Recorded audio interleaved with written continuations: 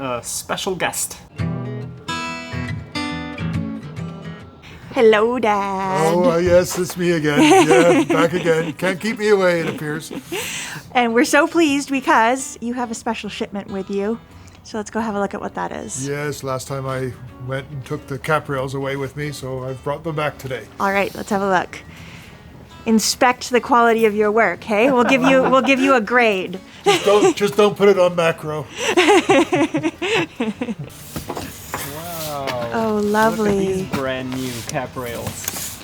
I give you old ones, you bring me new ones?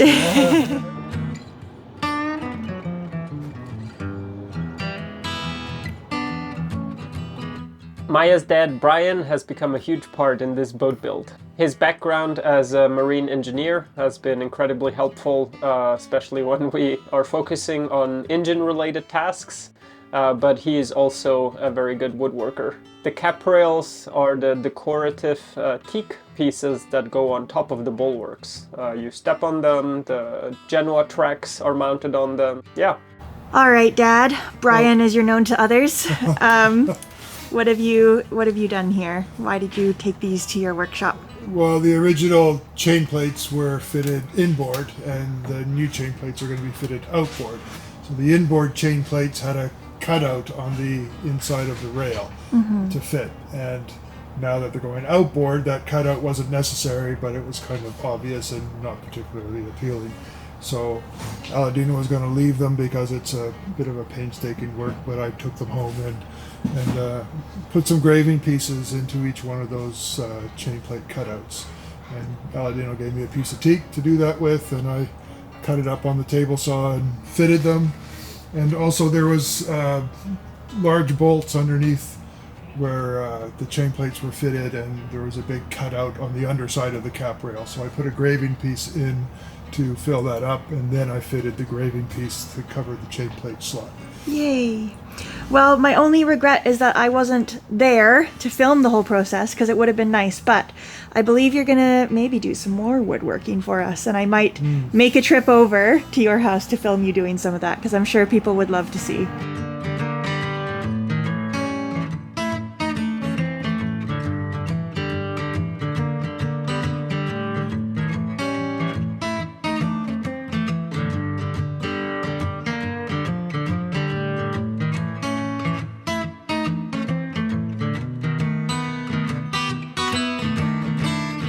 The next task that he's going to help us with from his workshop at home is, you may recall, these are our cabinet door frames, and we don't love the wicker, so we're going to replace the wicker with some very cool pieces of lumber that we were given. So yeah, I'm just removing these for now so that they can travel home with Brian. And then we'll show you the continuation.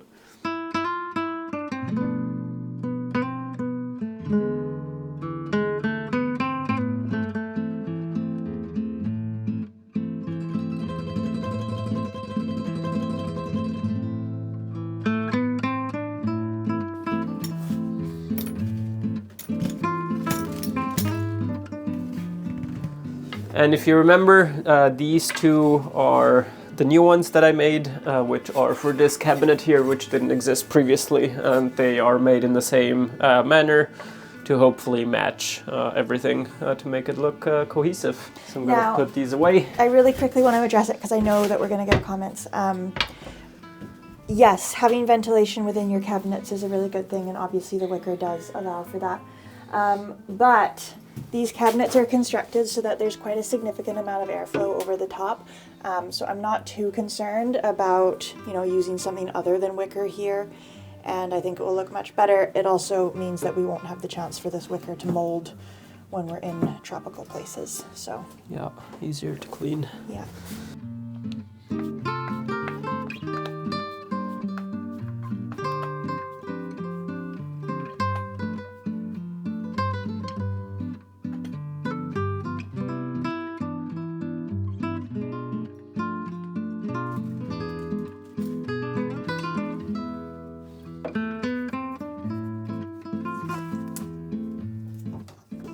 So while Aladino works on shaping and removing these cabinet doors, I'm going to head over to the container, see how Dad is getting on with the beginning of the engine template.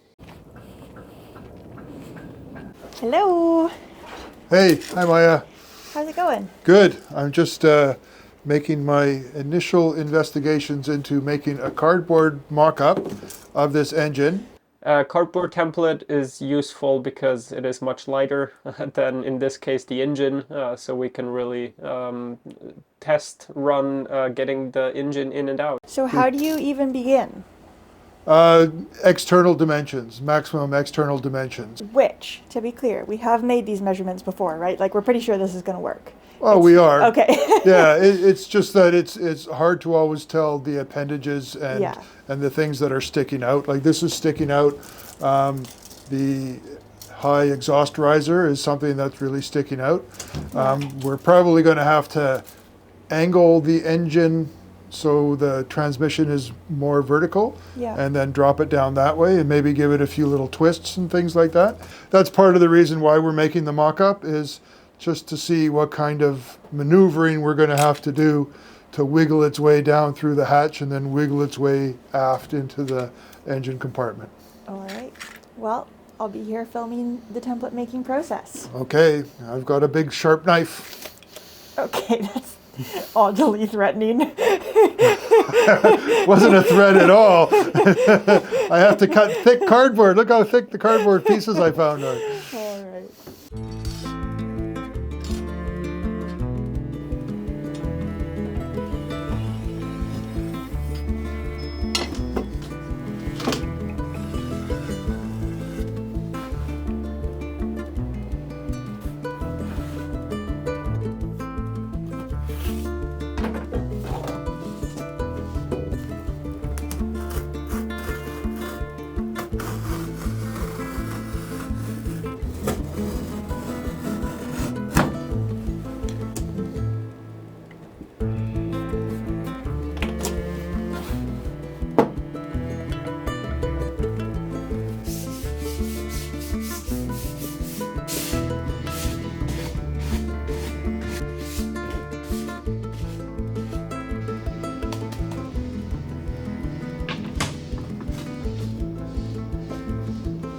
And it's a busy day in the boatyard. It's about to get even busier because we have some more very special guests visiting us in just a moment. While we waited for our friends to arrive, I continued sanding the butterfly hatch. You probably remember from previous episodes, the butterfly hatch is getting a total rebuild. These hatches are known to leak, so to try to mitigate that, we're just taking it apart. We're going to reseal it all up using more modern materials. The glass, 3 of the 4 glass panels broke when we tried to get them out, so we've also ordered new glass, safety glass, so that if it does shatter, it won't, shatter everywhere. Eventually, Aladino's also going to add some drains in because there were no drains in the sort of window wells, so water would just pool there. So that's definitely going to help prevent leaks also. And yeah, then epoxy and varnish to finish it all up.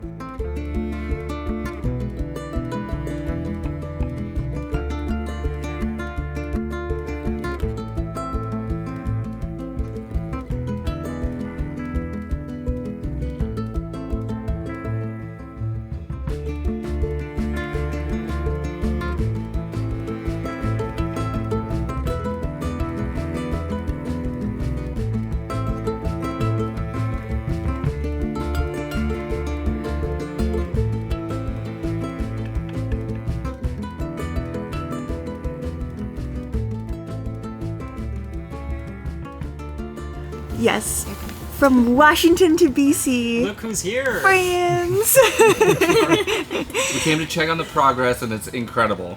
Oh, well, It looks thank you. So good. Really appreciate it Yeah. coming Thank from you. you.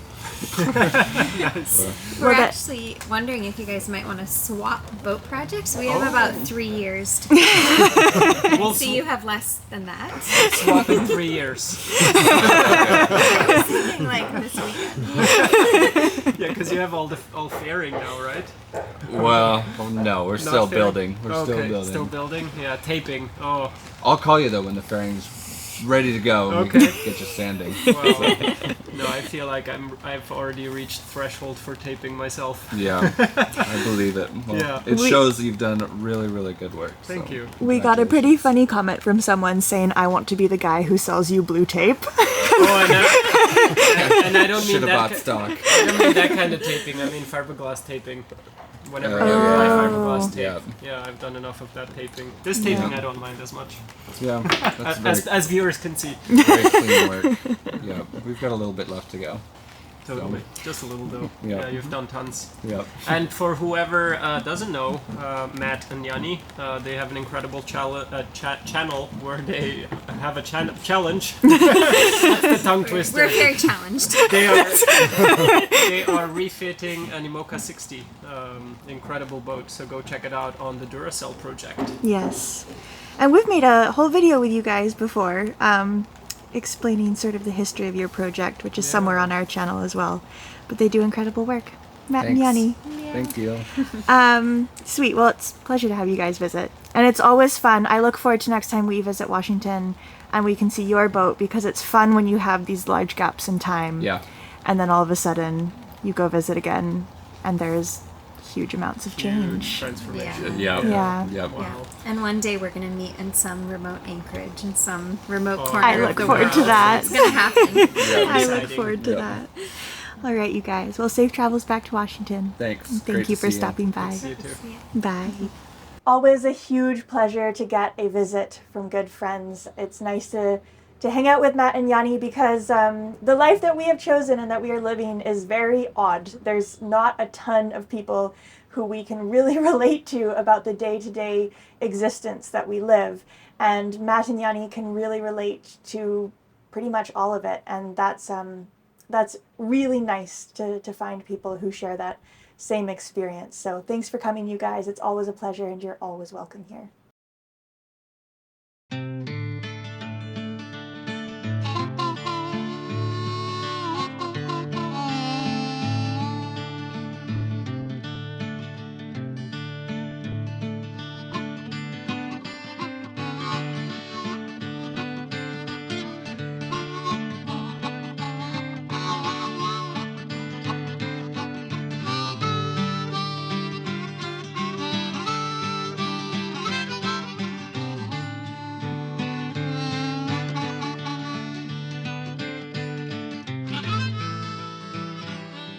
Wow, that's looking fabulous. All right. I'm Well, not it's sure which one I want to install. it's the outside block of the engine, and there's some bits on the engine that I'm thinking we might have to remove, but Yeah, they're easy oh to totally. remove. Yeah. Is it going to fit down the hatch? Oof, that's the question. That is the question. Wow. Otherwise, we just use it as an outboard. With a big long shaft, just stick it in the cockpit. Yeah. Or anymore. And then I'm going to cut these corners away here a little bit because the oil pan doesn't start until here. Mm-hmm. So these corners can be cut down a little bit. Yeah. Where are the cylinders? I don't see them. Well, here, let me. Okay, you see them now? Cool. Very nice. Awesome. Wow, I'm excited to try this tomorrow. Yes, a we'll little give it a bit go nervous, but excited. Yeah, nervous but excited. Yeah, exactly. Yeah. Oh boy. No, I know we'll have like 1/4 inch on either side on the companionway. It is. That much? Yeah. Not much. Shall we go home for the day? Sure. Yeah? Or are we Sure. interrupting anything? No, must be beer o'clock. It is. Yeah.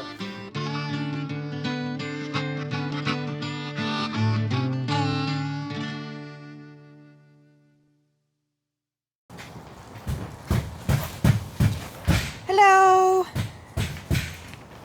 Hello. Hi. Hi. Back from the container. All done? All done. Here All right. is the little masterpiece. Love it. We'll see how it's going to fit down your hatch. Little gnome in the cave. It's going to be in this orientation when it gets lifted. Now we have to make sure that we have to see how we're going to have to manipulate it. I think I would mount where the chain will be attached to, because that is also a limitation of how far forward it can go once it's strapped. You know what I mean?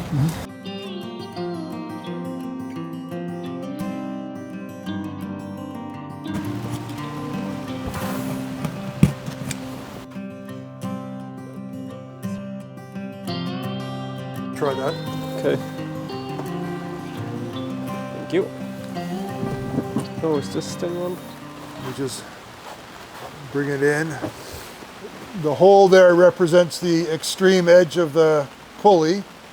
So that'll be about as far as we can make it go, and then we have to lower it, and it touches the transmission already right there on the sill of the companionway of the hatch. And then it has to go face first. Lower and tilt and lower and tilt. All right, Until now we can go past.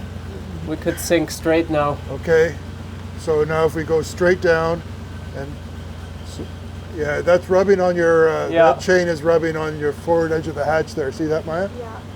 Right? Okay, so that means we have to tilt it even more. Yeah, That's a lot of tilt. totally. But that's how it is. But now coming straight down now, yeah, now we're clearing. And just a little bit more forward and we clear the transmission. Then we can straighten it out. And now it's straight. And from here we can drop it straight down. How much? So If you bring it back all the way, that is possible. I want to see how far it is. Okay, yeah. So from there, it's probably the easiest thing to do is put a skid underneath it, Yeah, just support it for a bit. Yeah. and then put it on that and just slide it on the skid until it's in position for the feet. Yeah. People sometimes wonder why we haven't put in the engine before when things were open, and things were not that open. Granted, yes, we rebuilt the cockpit, but still, it's not easier to put an engine in through a cockpit locker in this case. The engine room is pretty much above the companionway, so this is how engines are put into boats of our design most of the time, even on a fresh new build. Maybe sometimes before you build the cabin top or decks, then you could place an engine in here. But yeah, the companionway is rather large. It will just require being careful, but it will fit. So yeah, we have to figure out how we're going to manipulate it to do that. Yeah. Oh, not the other. Oh yeah. And now, how about we put this clove hitch on it? Now it's clear. Yeah, down a little bit more. It goes in. Yeah. So this is like this.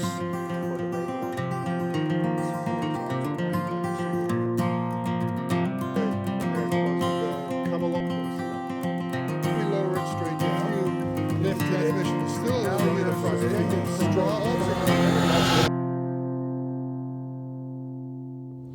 We learned that to get the engine in through the companionway, the front end, the nose, will have to be going in first, and the transmission will have to be angled up quite a bit. So in order to achieve that, we'll have the engine hanging by the main attachment points, which are these two, and it's suspended by this chain. And though to angle the engine, we plan on putting a pulley or a come-along around the transmission, and this here symbolizes the line where by putting tension on it, we change the angle.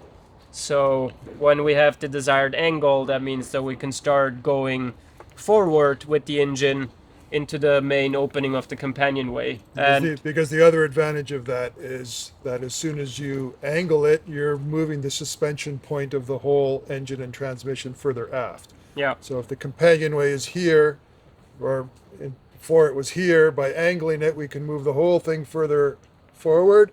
until we clear the bridge deck. Okay, so here's the engine coming in. We're going to go as far forward as we can. That hole in the cardboard is the extreme face of the pulley on the front of the engine. And now I have to start angling. And now we've already hit the transmission on the bridge deck. So now we're going to start taking up on the come-along, and the whole thing gets angled. As it does, we can move a little bit further forward. The pulley will have cleared. We can Now move you can forward, lower it a bit. Yeah. lower some more, and then the whole crane can move forward. Now I have to angle more.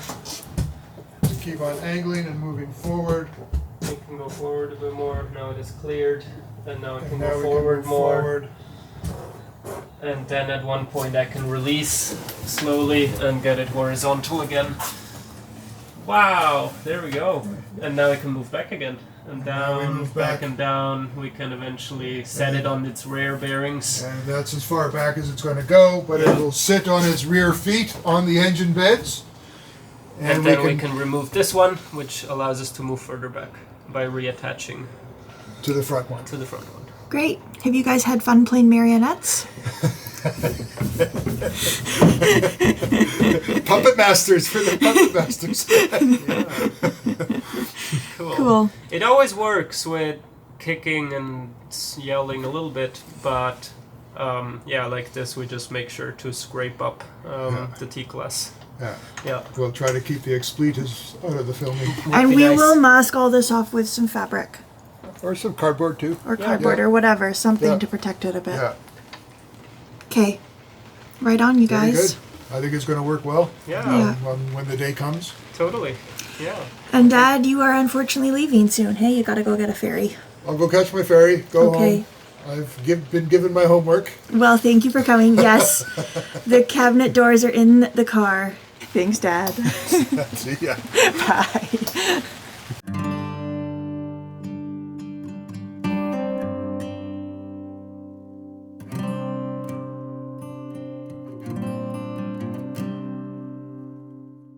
Huge thank you, everybody, for being here. If you liked the episode, please do leave us a comment. Click the thumbs up, subscribe to the channel. You guys know the drill. We read all the comments, we reply to some of them, and just really appreciate you sharing your thoughts with us. Extra big thanks to the folks whose names are now appearing on screen for always going the extra mile to make sure that Magic Carpet keeps being produced, and always a thank you to all of our patrons, without whom this project would not be able to continue. So thank you, you guys. It means the absolute world. If you want to get some behind the scenes footage of the build that never gets published anywhere else, and you can find it in real time as opposed to these videos which are not in real time, you can head over to his Patreon, and for as little as $2 a month you get access to weekly real-time behind the scenes updates. So yeah, that's it. Huge thanks, everyone. See you next Friday.